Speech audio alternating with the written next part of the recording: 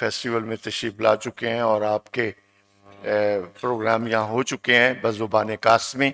تو اس وقت بھی ہم چاہیں گے کہ آپ اپنی تحریروں کے کچھ حصے ہماری آڈینس کو، سامعین کو ذرا سنائیں، کیونکہ جو طنز و مزاح آپ جس نوعیت کا، جس میں تہذیب کا رچاؤ ہوتا ہے، جس میں ایک پوری کردار نگاری، جس میں پورا ایک پس منظر ہوتا ہے، اس کو ہم سب سننا چاہتے ہیں. میں حائل نہیں ہونا چاہتا، میں چاہتا ہوں کہ آپ جس طرح بھی چاہیں اپنے سیشن میں جو سنانا چاہیں سنائیں پلیز. یہ اس میں تو 5 ہیں ویسے، لیکن میں نے 2-3 ٹکڑے میں نے چنے ادھر کر کے. یہ ایک میں نے غیر ملکی سیاح، فرض کیا کہ اگر وہ پاکستان آتا ہے اور واپس جا کر فرض کریں وہ سفر نامہ لکھتا ہے، تو فرض کریں کہ وہ کیا لکھے گا. مثلاً وہ کہتا ہے کہ یہاں کزن کا رشتہ مجھے خاصا الجھا ہوا محسوس ہوا. ایک شخص نے اپنے ساتھی خاتون سے میرا تعارف کراتے ہوئے کہا کہ یہ میری کزن ہے. اس وقت میرے پاس ایک اور شخص بیٹھا تھا، اس نے میرے کان میں کہا پچھلے سال یہ میری کزن تھی.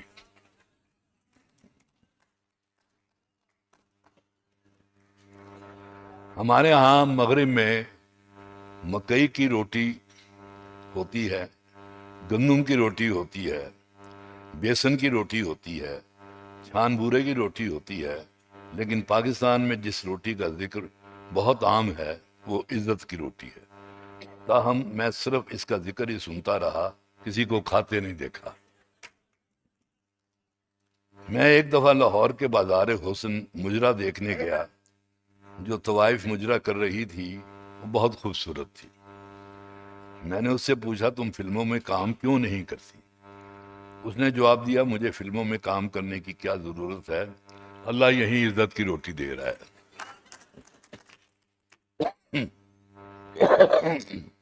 یہ سگریٹ نوشی کی وجہ سے ہے.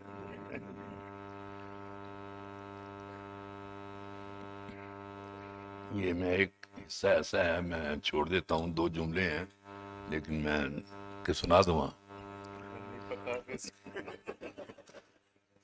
اور یہ بہت خوش طبع لوگ ہیں.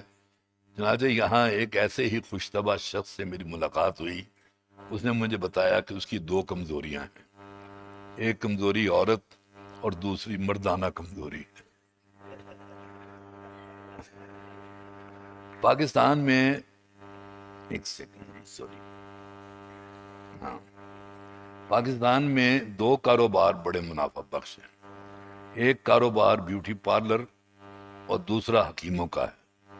خصوصاً شادی کے دنوں میں یہ دونوں کاروبار عروج پر ہوتے ہیں. شادی والے روز دلہنیں بیوٹی پارلر اور دلہے حکیموں کا رخ کرتے ہیں. پاکستان کا قومی لباس شلوار کرتا ہے. میرے لیے اپنے مغربی دوستوں کو شلوار کے کوائف سے پوری طرح آگاہ کرنا خاصا مشکل ہے.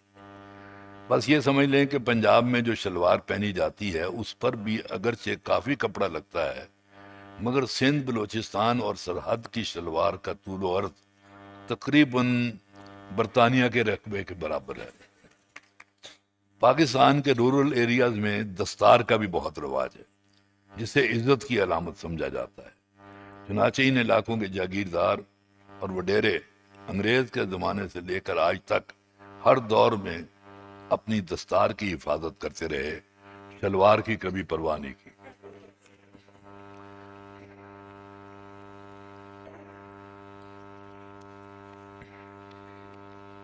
پاکستان میں ایک بہت لذیذ پھل پایا جاتا ہے جسے آم کہتے ہیں.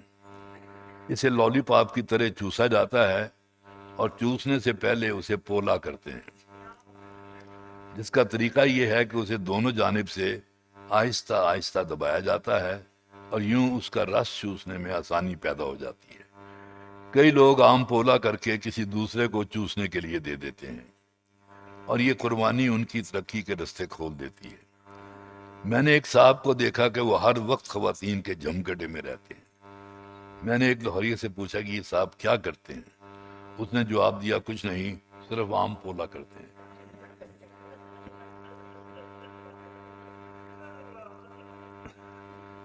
اب ایک اور میری کتاب ہے، یہ کون سی ہے؟ ہاں جی، یہ ذرا میں اور طرح کی چیز ہے، یہ میں سنانا چاہتا ہوں۔ الادین کے جن کا زوال۔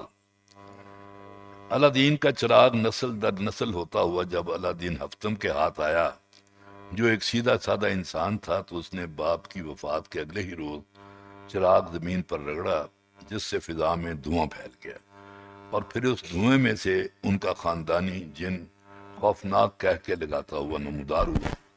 اس کے بازو مشرق اور مغرب میں پھیلے ہوئے تھے اور قد آسمان سے باتیں کر رہا تھا۔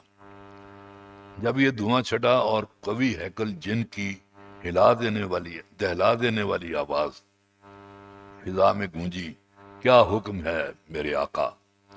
الادین حفتم نے ایک نظر اسے دیکھا اور پھر کہا، ذرا دوڑ کر نکڑ والی دکان سے میرے لیے ایک سانچی پان لاؤ۔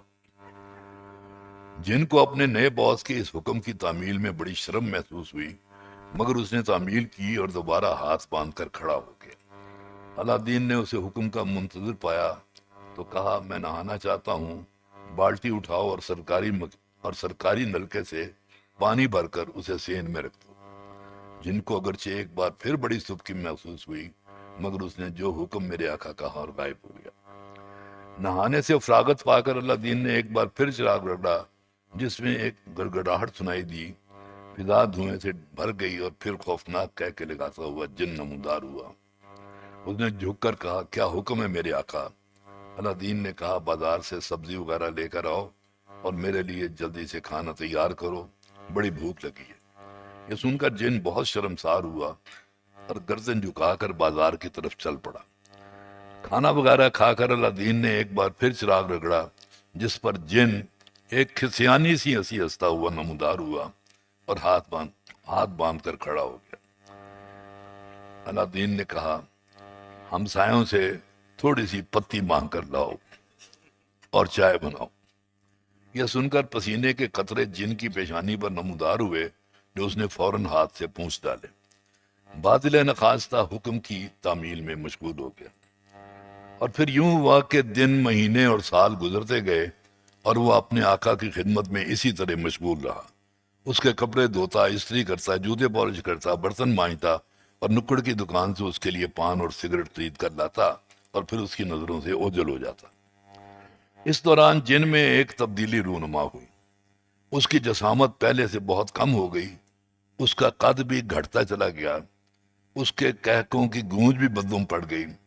ایک اور تبدیلی یہ رونما ہوئی کہ الادین کے چراغ رگڑنے پر وہ کاندھے پر رومال رکھے نمودار ہوتا۔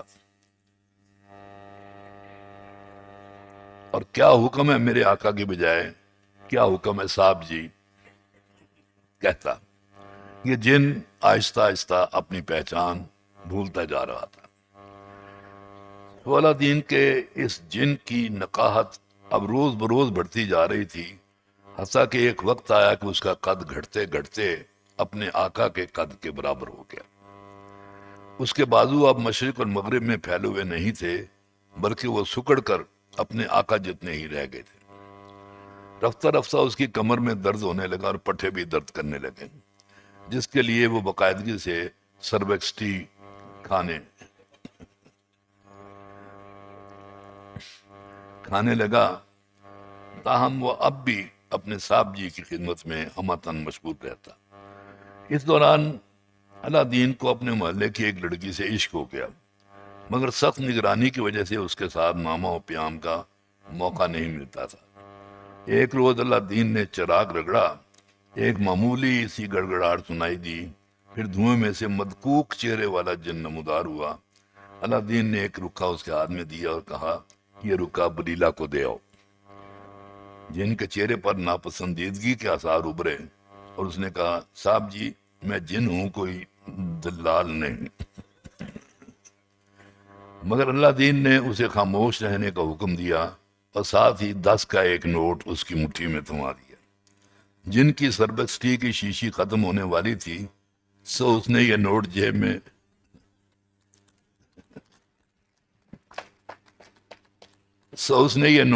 جیب میں ڈالا اور جھیمتے جھیمتے وہ رکھا بلیلا تک پہنچا آیا۔ بلکہ اس کی مؤثر کارکردگی دیکھ کر محلے کے دوسرے نوجوان بھی اب اس سے یہ خدمت لینے لگے۔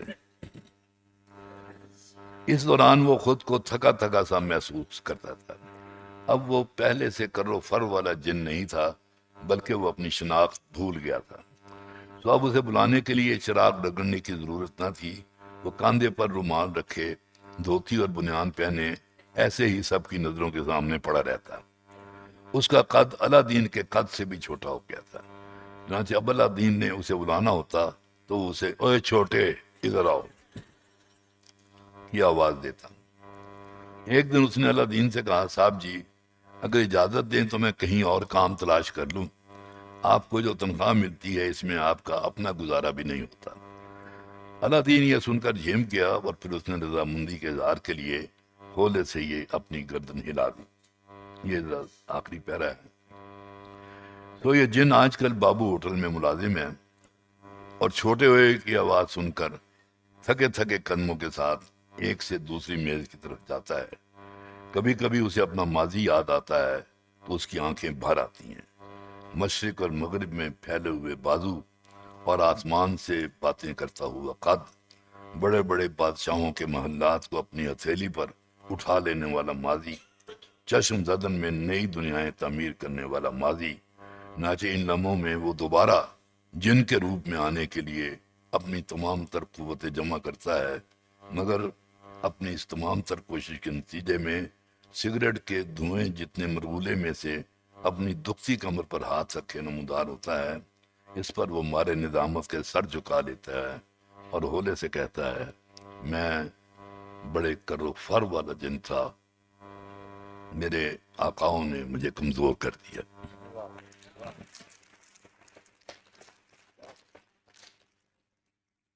اور پھر ایک دم خوفزدہ ہو کر ادھر ادھر دیکھنے لگتا ہے کہ کہیں کسی نے یہ سن تو نہیں لیا کہ وہ کبھی بڑے کر و فر والا جن تھا۔ اب یہ ایک اور ہے میری کتاب، ہاں یہ ذرا مختلف ہے بالکل ہی۔ یہ وصیت نامے ہیں کہ فرض کیا ہے کہ اگر کوئی بندہ وصیت لکھے تو وہ کیا لکھے گا۔ چنانچہ اس میں مثلا ڈاکٹر چھورے کا وصیت نامہ ہے، اس میں حاجی معراج دین کا وصیت نامہ ہے، گرو کا وصیت نامہ ہے، اقتدار حسین لوٹے کا وصیت نامہ ہے، جورے ڈکیت کا وصیت نامہ ہے۔ لیکن جو میں آپ کو سنانے لگا ہوں وہ اداکارہ چمک چلو سینئر کا وصیت نامہ ہے۔ میری پیاری چمک چلو، جیتی رہو۔ بہت دنوں سے مجھے ڈراؤنے خواب آ رہے ہیں۔ میری مرحوم خالہ، میری مرحومہ نانی ہر روز میرے خواب میں آ کر کہتی ہیں کہ ہم تمہارے بغیر بہت اداس ہیں۔ وہ یہ بھی کہتی ہیں کہ عمر کے اس حصے میں تم ویسے بھی تو فارغ ہی بیٹھی ہو، ادھر ہی کیوں نہیں آ جاتی؟ تمہارے سابقہ آشنا بھی ادھر ہی ہیں، وہ بھی تمہیں یاد کرتے ہیں۔ مجھے یہ خواب تقریباً روزانہ آتا ہے، چنانچہ میں ہر بار ہڑبڑا کر اٹھ بیٹھتی ہوں۔ بیٹی مجھے لگتا ہے میرے جانے کا وقت آ گیا ہے۔ اوپر سے موا حرام خور رحمہ مراسی مجھے حوصلہ دینے کی بجائے الٹا جگتیں کرتا رہتا ہے۔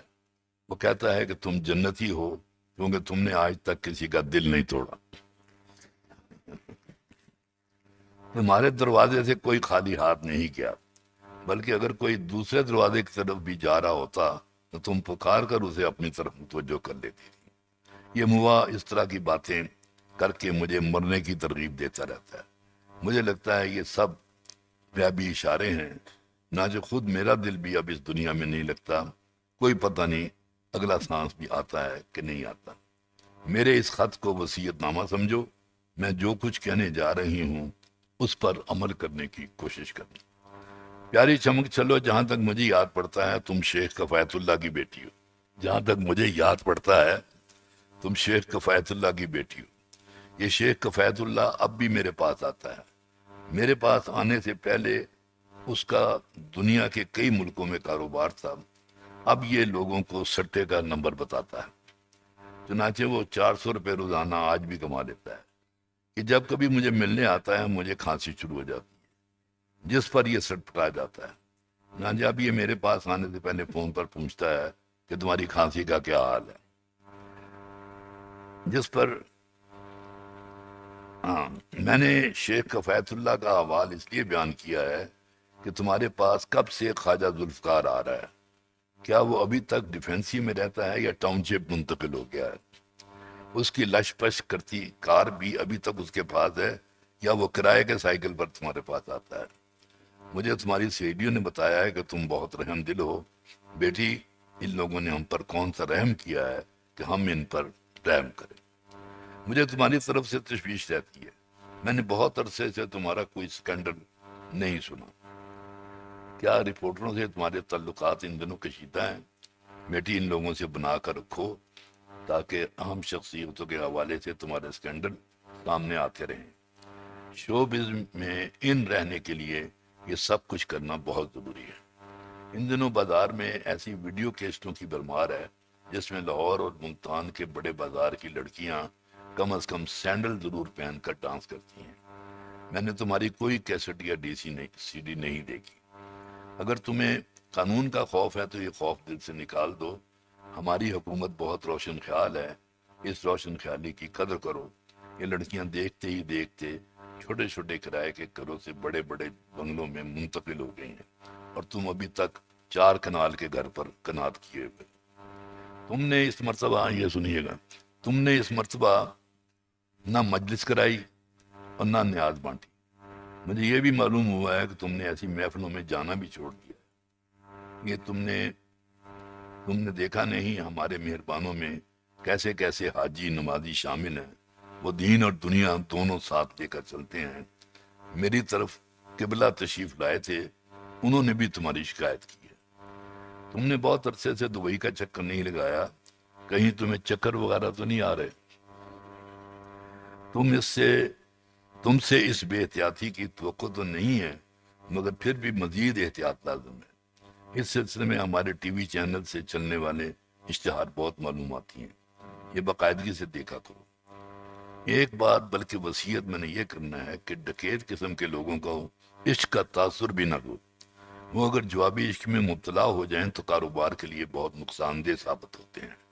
عام عاشق تو کچھ دیر ٹھنڈی آہیں بھر کر ٹھنڈا ہو جاتا ہے، مگر یہ ڈاکو عشق میں ناکامی پر گولی مار کر اپنی محبوبہ کو ٹھنڈا کر دیتے ہیں۔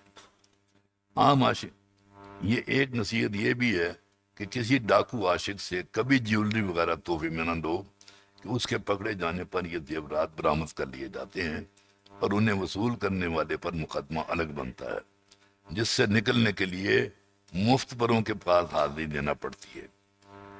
ڈاکو عاشقوں سے ہمیشہ کیش وصول کرو، تمہیں لین دین کی یہ اصول ہمیشہ یاد رکھنے چاہیے۔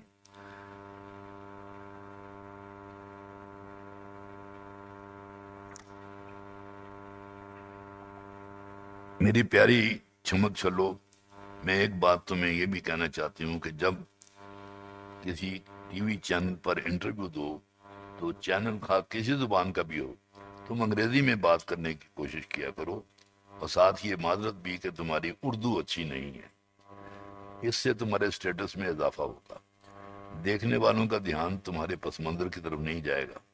میں جانتی ہوں کہ تمہاری انگلش تمہاری اردو سے اور تمہاری اردو تمہاری پنجابی سے ملتی جلتی ہے، مگر اس سے کیا فرق پڑتا ہے، کیونکہ ٹی وی چینل سے انگلش بولنے والوں کا اس زبان کے قواعد و ضوابط سے متفق ہونا ضروری نہیں ہوتا۔ ویسے بھی اس قسم کی گفتگو میں صرف پہلا جملہ ہی انگلش میں ادا کرنا ہوتا ہے، اس کے بعد تو سب کچھ چلتا ہے۔ تمہیں ایک پروفیسر انگلش پڑھانے آیا کرتا تھا، کیا وہ اب بھی آتا ہے یا تم نے اسے اس حال تک پہنچا دیا ہے کیا وہ سرکولر روڈ پر طوطے سے توپ چلوا کر اپنی روزی کماتا ہے؟ میرا مشورہ ہے کہ چھوٹے موٹے لوگوں یعنی شاعروں، ادیبوں، پروفیسروں وغیرہ کو منہ نہ لگایا کرو، یہ مفت پر ہوتے ہیں، اور نہ بھی ہوں تو گنجی نہائے گی کیا، نچوڑے گی کیا۔ میری صحبت، میری صحت دن بدن گرتی جا رہی ہے، زیارتوں پر جانا چاہتی ہوں اور حج کرنے کی بھی خواہش ہے، مگر حج کے لیے محرم کا ساتھ ہونا ضروری ہے۔ میں تمہارے بھائی کو ساتھ لے جانا چاہتی تھی، مگر وہ شام کو زنانہ کپڑے پہن کر نکل جاتا ہے اور اگلے روز صبح واپس آتا ہے تو سو جاتا ہے. اس وقت تک سویا رہتا ہے جب تک دوبارہ اس کے کام پر جانے کا وقت نہیں ہو جاتا. ویسے تو ہر حال میں اللہ کا شکر ادا کرنا چاہیے، مگر میں سمجھتی ہوں کہ وہ اپنا ٹیلنٹ ضائع کر رہا ہے. میں چاہتی ہوں کہ تم کسی ٹی وی چینل والے سے بات کر کے کسی پروگرام کی کمپیننگ اسے دلوا دو. دیکھنا کہ بڑے بڑے سیاستدان، منسٹر اور چیف منسٹر بھی اس پروگرام میں سفارش کر کے آیا کریں گے. اسے لوگوں کے دل مونے کے انداز تم سے کہیں زیادہ آتے ہیں. یہ سنیے گا ذرا. آج صبح قبلہ تشریف لائے تھے. میں نے ان کے گھٹنوں کو ہاتھ لگانے کی کوشش کی مگر انہوں نے گھٹنا پیچھے کھینچ لیا اور فرمایا تم عمر میں مجھ سے بڑی ہو، مجھے یوں گناہگار نہ کیا کرو. حالانکہ میں تو عمر میں قبلہ سے اس وقت بھی بڑی تھی جب وہ میرے گھٹنوں کو ہاتھ لگایا کرتے تھے.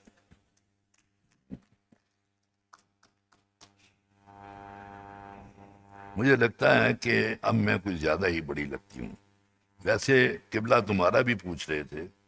انہیں تمہاری بہت فکر ہے کہ کہیں تم مذہب سے بیگانہ نہ ہو جاؤ. مجھے لگتا ہے انہیں بھی کسی نے تمہاری مذہب سے دوری کے بارے میں بتایا ہے، کیونکہ انہوں نے مجھ سے تمہارا فون نمبر اور لاہور کا ایڈریس لیا ہے. فرما رہے تھے کہ ہفتے عشرے میں اس کی طرف جاؤں گا. قبلہ تشریف لائیں تو یہی سمجھنا کہ دریا خود چل کر پیاسے کے پاس آ گیا ہے. ان کی خوب خدمت خاطر کرنا کہ سید بادشاہ ہماری انگلی پکڑ کر جنت میں اپنے ساتھ لے جائیں گے. تمہارا بیوٹی پارلر کیسا جا رہا ہے؟ لوگ تمہارے نام پر کھچے چلے آتے ہوں گے. ہو سکے تو ایک بوتیک بھی کھول دو. بیوٹی پارلر اور بوتیک سے لوگ یہ تاثر لیں گے کہ تمہاری آمدنی کا انحصار اس کاروبار پر ہے. ہمارا زمانہ تھا ہم جیسے تھے ویسے ہی نظر آتے تھے. ہمارا زمانہ تھا کہ لوگ جیسے تھے ویسے ہی نظر آتے تھے. جو اب لوگ ویسے نظر آتے ہیں جیسے وہ نہیں ہیں. چنانچہ ہمیں زمانے کے ساتھ چلنا چاہیے. تمہارا آئے روز اسلام آباد جانا بھی چھ مغیوں کا باعث بن رہا ہے. تم اسلام آباد جانے کی بجائے انہیں لاہور بلا دیا کرو، اور اگر تم خود کو انکار کی پوزیشن میں نہ پاؤ تو کھلے منہ جہاز میں بیٹھنے کی بجائے حجاب میں سفر کیا کرو. خود اسلام آباد والے بھی تو ان دنوں منہ چھپائے پھرتے ہیں. میں تمہیں یہ احتیاط کرنے کے لیے نہ کہتی، مگر یہ احتیاط یوں ضروری ہے کہ لوگ تبدیلی آب و ہوا کے لیے کہ لوگ دھڑ دھڑ میرے پاس کام لے کر آ رہے ہیں اور تمہاری سفارش کے لیے کہتے ہیں. میں انہیں بتاتی ہوں کہ تم اسلام آباد محض تبدیلی آب و ہوا کے لیے جاتی ہو. مگر عجیب خاطر العقل لوگ ہیں، کہتے ہیں اسلام آباد کی آب و ہوا کی تبدیلی تو پھر بھی نظر نہیں آتی ہے. جن ایسے احمقوں کے لیے تمہارا حجاب میں رہنا بہت ضروری ہے. قبلہ بھی یہی فرماتے تھے.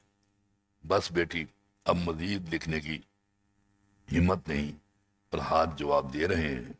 تم میرے اس خط کو نصیحت نامہ سمجھو اور میری نصیحتوں پر عمل کی کوشش کرو. اب میری زندگی کا کوئی بھروسہ نہیں. میں اگر مر جاؤں تو ہر سال اس سال ثواب کے لیے مجلس کا اہتمام ضرور کرنا. میری آنکھیں بند ہو رہی ہیں، پتہ نہیں نیند کی وجہ سے یا آخری وقت آ پہنچا ہے. لہٰذا میری چمک چلو. خدا حافظ.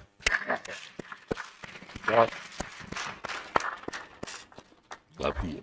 بہت شکریہ جناب عطا اللہ قاسمی صاحب.